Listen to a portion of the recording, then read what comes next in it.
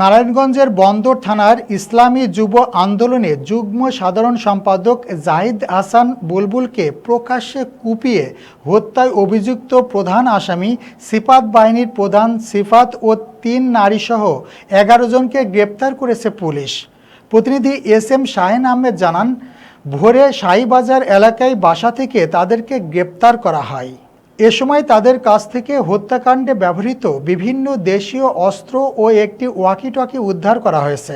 বিকেলে জেলা police super কার্যালয়ে এক সংবাদ সম্মেলনে পুলিশ সুপার মিজানুর রহমান মুন্সি জানান, গণ অভ্যুত্থানে আন্দোলনে বুলবুল যোগ দেওয়া ২৫ জুলাই তার ইজি বাইকের গ্যারেজে হামলা করে লুটপাট করে সিফাতসহ তার বাহিনী। এ ঘটনায় বুলবুল বন্দর থানায় বাদী হয়ে একটি মামলা করে। মামলা তুলে নিতে প্রায় হুমকি দেয় সিফাত। বৃহস্পতিবার রাতে শাহ লেগনর এলাকায় বুলবুল যাওয়ার পথে তার প্রতিরোধ করে মামলা তুলে নিতে হুমকি।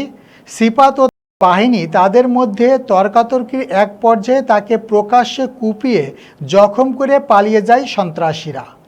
পরে তাকে উদ্ধার করে হাসপাতালে নিলে কর্তব্যরত চিকিৎসক মৃত ঘোষণা করেন।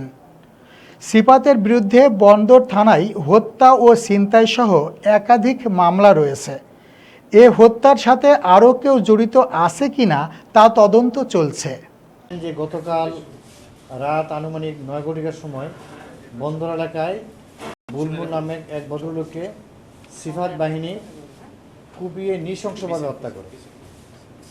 এবং আপনারা জানেন যে বন্দর এলাকায় এই সিফাত বাহিনী এবং তার সহযোগী জুম্মন ওরফে হোয়াইট জুম্মন তার একটা বাহিনী গড়ে তুলছে, একটা ত্রাসের রাজত্ব গড়ে তুলেছে এবং এরা বিভিন্ন সময় বিভিন্ন অকারেন্স করে ওরা এলাকা থেকে পালিয়ে যায়।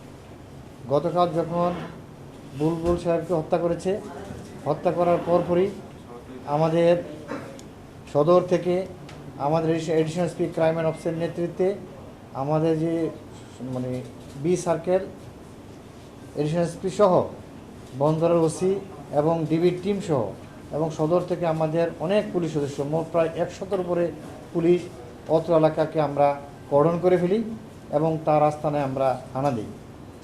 পরে আমাদের সারা রাত অভিযানের পরে ৬ ঘন্টার ভিতরে অর্থাৎ রাত ৩টার দিকে আমরা শেখ সিফাত সহ তার সহযোগী যে জুম্মন ওরফে হোয়াইট জুম্মন সহ আমরা মোট ১১ জনকে গ্রেফতার করি।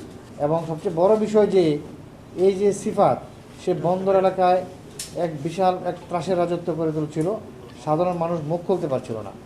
এই সিফাতকে ধরার মাধ্যমে আমরা বন্দর এলাকায় আমরা মনে করি যে একটা বিশাল একটা বাহিনীর পতন হয়েছে এবং আমরা এখানে যে কোনো ধরনের মানুষ এলাকায় শান্তিতে বসবাস করবে এবং মানুষ খুব খুশি হয়েছে।